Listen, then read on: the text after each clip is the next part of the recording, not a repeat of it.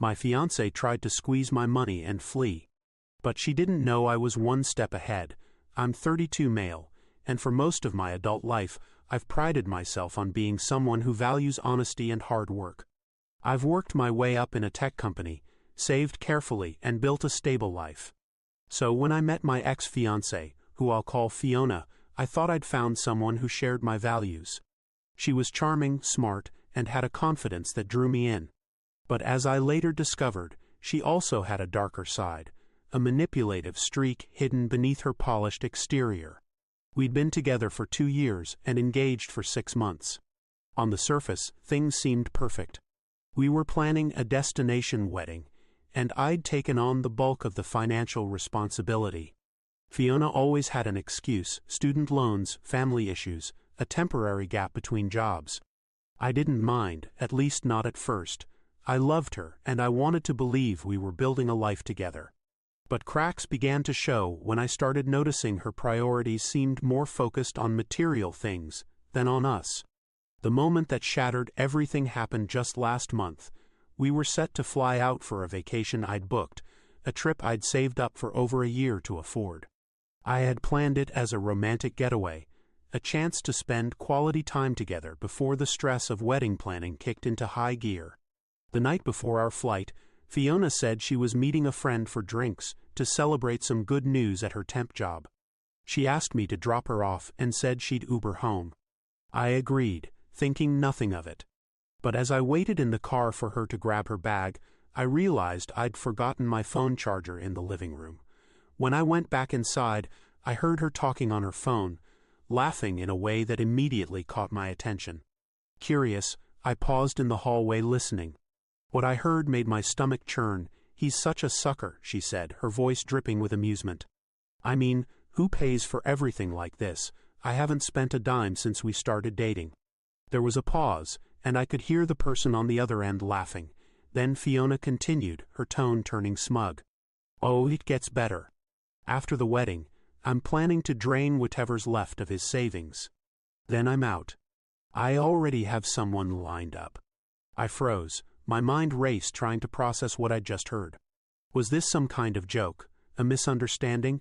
But her words were clear, and the cruel laughter that followed cemented it. She wasn't just using me. She was planning to ruin me. I didn't confront her that night. Instead, I played along, pretending nothing was wrong. I dropped her off at the bar, wished her a good night, and went home to think. Anger bubbled beneath the surface, but I forced myself to stay calm. This wasn't just about a breakup.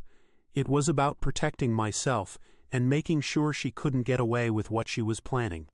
By the time she came home, I had a plan. The next morning, I acted like everything was normal. Fiona was all smiles, completely oblivious to the storm brewing in my mind.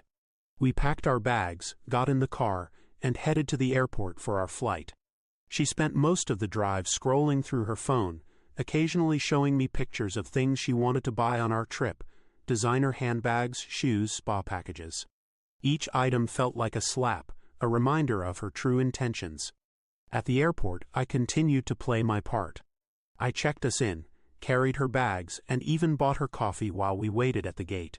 Fiona was in her element, chatting excitedly about the trip and making plans for all the things she wanted to do. Meanwhile, I was watching, listening, and waiting for the right moment.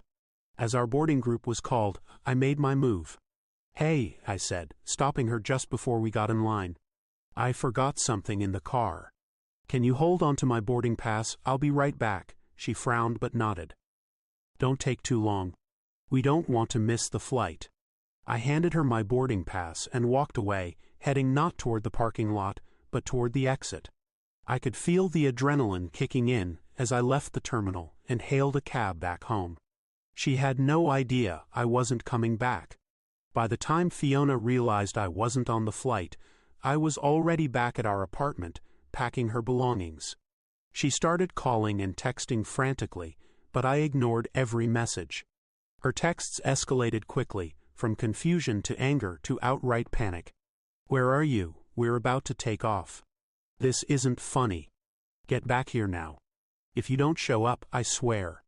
I didn't respond. Instead, I focused on clearing out everything that belonged to her. Clothes, shoes, makeup, even the gifts I bought her. All of it went into boxes. I called a locksmith to change the locks and left her things in the lobby with a note. I know everything. Your things are downstairs. Don't contact me. The fallout was swift. Within hours, my phone was flooded with voicemails. Fiona went from angry to desperate, alternating between blaming me for ruining everything and begging me to forgive her. It was a joke, she insisted in one voicemail. I didn't mean any of it. Please, let's talk, but it wasn't a joke and we both knew it. The entitlement, the manipulation, the outright betrayal. It had been real, and there was no coming back from that. I wasn't content to just leave things at that, though. I wanted to make sure Fiona couldn't twist the narrative or play the victim. So I reached out to a few mutual friends, explaining what had happened and sharing the recording I'd made of her phone call. Yes, I'd recorded it. After overhearing her that night, I knew I needed proof in case things got messy. The reaction from our friends was unanimous, shock and disgust.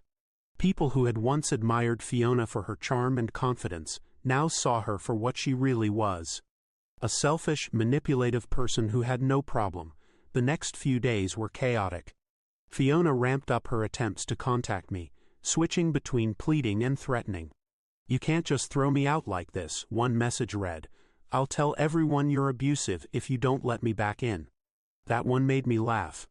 The irony of her trying to manipulate me, even after being caught red-handed, wasn't lost on me. But I wasn't worried.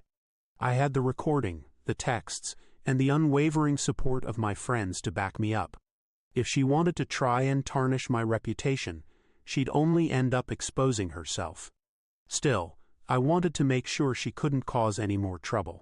So, I reached out to my lawyer to formally sever any financial ties we might have shared. Luckily, we hadn't combined accounts or signed any contracts together. But I had been paying for her phone plan and a few subscription services. I canceled everything immediately. I also reached out to the landlord of her previous apartment, which I'd helped her cover rent for when she'd fallen on hard times. The landlord confirmed what I'd suspected. She had been late on rent several times before we started dating, and I had essentially saved her from eviction. It was yet another example of how I had been used. Fiona's attempts to reconcile grew more desperate as time went on. She showed up at my office one day, waiting for me in the parking lot. When I saw her standing by my car, I almost turned around and walked back inside. But I decided it was better to confront her directly. "What do you want, Fiona?" I asked, keeping my voice steady. She looked at me with tears in her eyes. But I wasn't buying the act.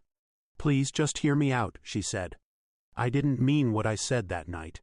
I was drunk and I was venting. "I love you." "You know I do," I crossed my arms. "Drunk or not, you don't say things like that unless there's some truth to them. You plan to take advantage of me, Fiona. I overheard it. I have proof. There's nothing you can say that'll make me forget that." Her expression shifted, the tears replaced by frustration. "So you're really going to throw everything away? Over one mistake?" "One mistake," I repeated, my voice rising. "You were bragging about cheating on me and draining my bank account. That's not a mistake. That's who you are." She stared at me, stunned into silence. For a moment, I thought she might apologize. But instead she muttered, "You'll regret this," and stormed off. After that encounter, I changed my phone number and made sure she couldn't contact me through any other means. I blocked her on social media, informed mutual acquaintances that I wanted no further communication with her, and focused on moving forward. The days following Fiona's departure were some of the most liberating I'd experienced in years. Without her constant demands and manipulation, I felt a weight lift off my shoulders. My friends rallied around me, helping me navigate the emotional fallout and even encouraging me to celebrate the fact that I'd dodged a major bullet. But Fiona wasn't done yet. About a week later, one of our mutual friends told me that Fiona had started spreading rumors about me, claiming I was controlling and that I'd abandoned her without warning. I couldn't say I was surprised, but I wasn't about to let her rewrite the narrative. I decided to share the recording of her phone call with a few trusted friends, ensuring that the truth got out. Once people heard her bragging about using me for my money and planning to leave after draining my savings, any sympathy they might have had for her evaporated. The rumors stopped almost overnight, and Fiona found herself isolated from the social circle she'd once relied on. The most satisfying moment came when I heard through the grapevine that Fiona's new plan had backfired. Apparently, the someone else she had lined up, the person she'd mentioned in her phone call, wanted nothing to do with her once they learned what she'd done to me. It turns out most people don't want to be with someone who openly admits to being a manipulative user. Meanwhile, I focused on rebuilding my life. I poured myself into work, picked up a few hobbies I'd neglected during my time with Fiona, and even started planning a solo trip to the destination we were supposed to visit together. It felt like reclaiming my independence and proving to myself that I didn't need anyone who didn't value me. Fiona tried to contact me one last time, sending an email filled with excuses and half-hearted apologies. She claimed she'd been going through a lot, and that her words hadn't been meant to hurt me. She begged me to meet with her so we could start fresh. I didn't reply. Some doors are better left closed. Looking back, I'm grateful for what happened. It was painful, yes, but it taught me an invaluable lesson about boundaries, self-respect, and recognizing red flags. Fiona's betrayal was a harsh wake-up call, but it ultimately set me free from a relationship that was never built on trust or love. To anyone reading this who's ever been in a similar situation, don't ignore the signs. Trust your instincts, stand up for yourself, and remember that it's better to walk away than to stay with someone who doesn't value you.